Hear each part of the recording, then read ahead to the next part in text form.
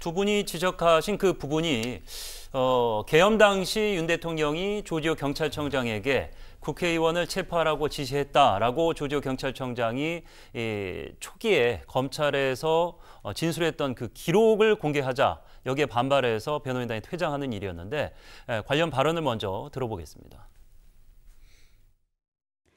조지호 경찰청장은 대통령이 비상계엄 선포 이후 계엄 해제가 의결될 때까지 6차례나 전화하였고 조 청장, 국회에 들어가는 국회의원들 다 잡아 체포해 불법이야 라며 같은 취지로 반복하여 지시하였다고 진술하였습니다. 그리고 여인영 사령관은 김영현 장관이 불러준 14명의 체포 대상자 명단 대다수는 평소에 피청구인이 부정적으로 말하던 사람들이라고 했고 각각의 사람들이 어떤 점에서 대통령으로부터 부정적 평가를 받는지까지 수사기관에서 진술하였습니다. 증인으로 나오지 않은, 그래서 피청구인 측에서 반대 신문으로 신빙성을 탄핵할 수 없는 그 진술 조서에 대해서 증거조사하는 것은 이 법률에 위반된다고 생각됩니다. 재판부의 증거 결정은 이미 제4차 기일에 이루어졌습니다. 따라서 지금 이 신청을 하는 것이 기간을 놓친 게 아닌가 하는 생각도 들고. 네, 영상에서 보신 대로 윤석열 대통령 측 변호인 조대현 변호사는 헌법재판관을 지내신 분입니다. 머리가 희끗희끗하시고 나이도 좀 있으신데 사실 그 윤석열 대통령 측 변호인들이 계속해서 항변하는 이유 중 하나는 검찰에서 조사받았던 다수의 그 혐의자들이 헌재에 나와서는 그때와 다른 어떻게 보면 윤석열 대통령 측에 유리하거나 애매모호하게 분쟁의 소지가 있을 태도 변화 이것 때문에 계속 이제 여론에서도 문제를 삼았었는데 이 부분이었어요. 그러니까 퇴정하는 과정도 헌재의 어떤 절차를 다 잘 알고 계신 분이 퇴정했다는 것은 어떻게 해석할 수 있는지 불편한 이야기였다 이렇게 볼 수 있는 거잖아요. 그러니까 제가 볼 때는요 시간 끌기라고 봐요. 왜 제가 시간 끌기라고 얘기하는 거냐면 형사소송법에 준해서 하게 돼 있긴 하지만 네. 헌법재판소에서 판단하는 것은 국헌 문란이 있었느냐 없었느냐만 판단하면 돼요. 예. 형사적으로 무슨 이 사람이 징역 몇 년을 살아야 되고 이렇게까지 꼼꼼하게 따질 필요가 없다는 얘기예요. 근데 지금 조대현 변호사의 말을 따르면 어떻게 되는 줄 아세요? 시간을 질질 끌어야 돼요. 모든 증인 다 불러야 돼요. 여기 나오는 증인들 다 불러가지고 그 사람들을 모두 다 해야 되면 시간이 얼마나 걸리겠습니까? 대질신문도 해야 돼요. 당연하죠. 그러면 그 전략 자체가 뭐냐면 시간 끌어가지고 국민의힘에게 유리한 정치적 환경 만들겠다는 의도인데요. 이건 국가를 망치는 일입니다. 그렇지 않아도 지금 국정 컨트롤 타워가 없어가지고 얼마나 어려움이 빠져 있습니까 지금.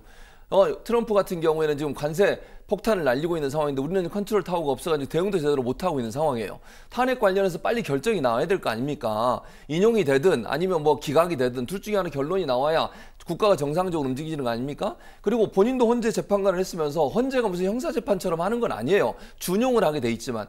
그리고 형사 기관에서 수사한 내용의 자료를 증거로 채택한 건 박근혜 전 대통령 탄핵 때도 동일한 일이 있었어요. 이미 선례가 있어요.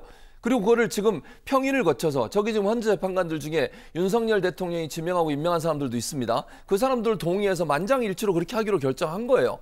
그럼 받아들여야죠.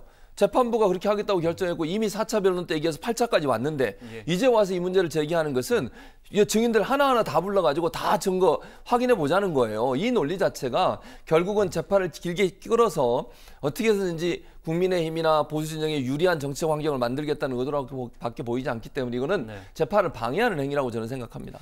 시간 끌기의 일환으로 볼 수 있었던 그러니까 10차 변론이 이제 내일 준비가 돼 있는데 오전에 형사재판이 이제 시작되는 이유 때문에 날짜를 변경해달라 이렇게 요청했습니다만 결국에는 날짜는 바꿀 수 없었고 시간만 1시간 미뤘습니다. 그러니까 오전과 오후로 유형이 다른 두 개의 조사가 진행되기 때문에 그냥 진행을 해야 된다.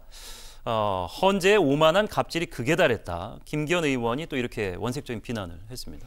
예, 뭐 국민의힘의 특히 친윤계들 또 윤핵관들은 뭐 일관되게 지금 헌재 문제를 제기하고 있잖아요.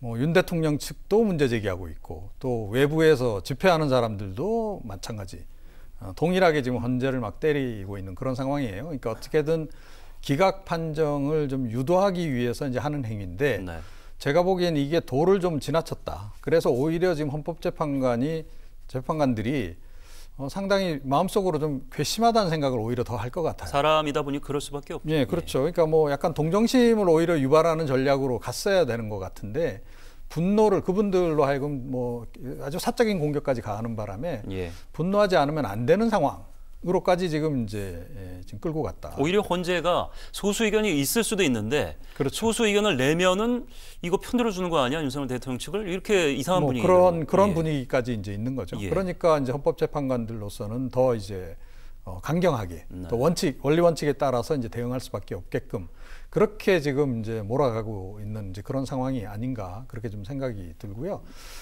그리고 헌법재판관들은 이미 사실은 그 대략 지금 판단을 내린 거 아니겠습니까? 그런데 그래서 좀 속도전으로 들어간 상황이다. 윤 대통령 측에서 뭐 문제 제기를 계속하면서 뭐 중대 결심 이야기하고 하니까 사실은 변론기를 이틀을 더 잡아준 거잖아요. 예. 예, 더 지금 그럼 할 얘기 있으면 더 해봐라. 뭐 증인 있으면 뭐 부르고 싶은 사람이 있으면 더 불러서 한번 더 따져보자. 이렇게 지금 번외로 플러스 알파로 지금 이제 약간 배려를 해준 예. 그런 상황인데 이 과정에서조차도 지금 제가 보건대는 계속 저렇게 그 시간 끌기나 말도 안 되는 주장을 계속 하는 식으로 시간을 보내는 거는 제가 보기에는 이게 이 재판 전략으로서도 사실은 별로 안 좋은 전략인데 왜 저런 전략을 쓸까 좀 의문입니다. 예.